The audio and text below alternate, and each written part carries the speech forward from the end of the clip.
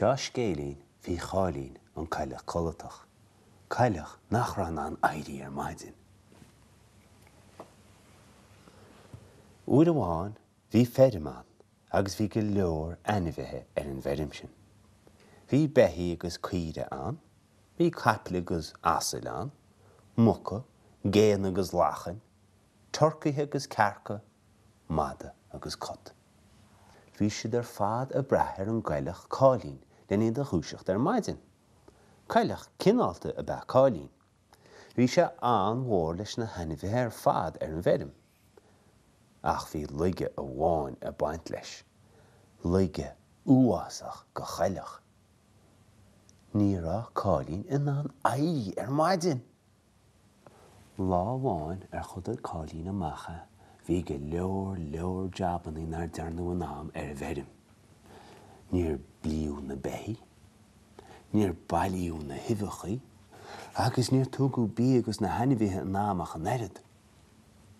Ní chreata an náire a bhí ar Cháilín bocht. Ach bhí mada cuireach bheirm freisin. Bine grágán an gcáir.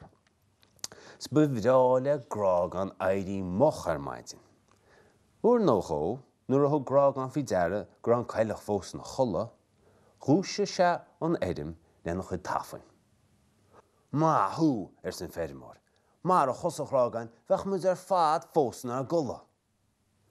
Níl is sam cad is ceart go míonna leis an Coileach leisciúil sin. Níl maithas ar bi leis. Bhín beag nach ranna deora le Cháilín bocht. Ach níl mé leisciúil sesin le grágán ar báil. Níl annach go mím ró thuirseach. Uaireantaí, bím a tuairt agus na húnaíní, nó a léamh scéalta agus na sicíní beaga, nó a córa leis na géanna. Agus maidin bí marí maach.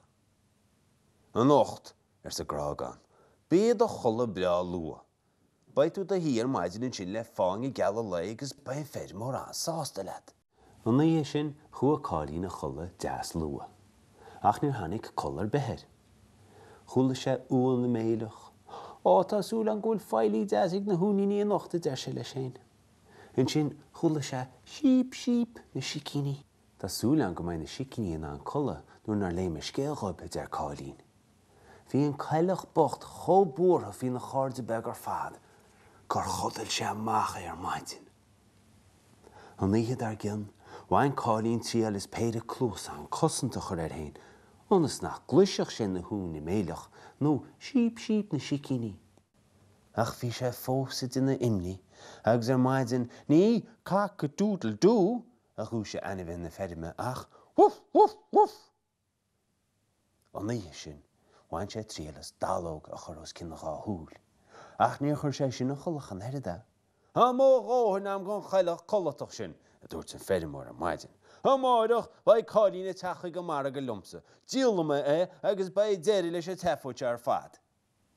Nuair a chúla Cháilín an dros céile, bhí sé antína chéile. Cábhís cé cheannach ag go mar go mé a déir sé leis sin. Cábhís cé a thorlachom. Ní lámanis ach an tain rá bháin. Aníthe sin, nuair a bhí scéal léite Cháilín gus na sicíní, agus íhá ráiteige leis na húnaíní, facail an Coileach bocht ó bhála. Bhreanna sé thart ar chlós na feirme, áitir na hainmhithe ar fad na gola. Slán agaí a cháirde déir sé os íseol. Bhí sé díreach a siúil amach a gceata, nuair a chonig sé rud cínt. Rud cínt scanrúil. Cé a bhí annach sionach. Bhí an bithúnach a dine cuil díreach ar chrón an ggéana, bhí crí Cháilín ina bhéal. Hís an sionach má cháirde a déir sé leis hain. Thairn Cháilín ionáil mhór, doscail sé a rob agus in ard a hínas a gotha dógur sé. Cairdiúil! Amach ar an trád le grágán agus a tafan go tréan, scanar an sionach, cha sé himpeall agus ruise. Amach a gceata, síos a bóthar agus suas thar a groch, éhád, i géin. Má thú a grágáin san na hainmhithe ar fad. Mar a thú, bhí deireling. Ach, ní mise a chúise nuair tháinig an sionach sa grágán. Ach an Coileach cráicáilte sin a bhéic an feirmór. Cá bhfuil sé? agus cáil mada tá ceappa dhearú hort chuing ar fad. Inis ar chrágan a bhí an náide. Ní féidir leannacht a raibh mar seo láháin eile ar san féidirmór. Coileach nachhfuil an éirí ar maidin agus mada feirm nachhfuil an éirí lár na híthe. Ní leamú iseach an tain rá bháin. Agus rá an chliiste bhí an. Mar an lá sin amach is sé grágán agus a wuf wuf wuf a rúisíoch ainmhí hinna féidirm ar maidin.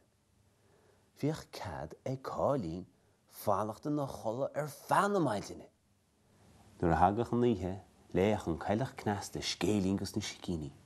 Thugach sé éirí gus na húnaíní agus thugach sé cuairteoir na géine.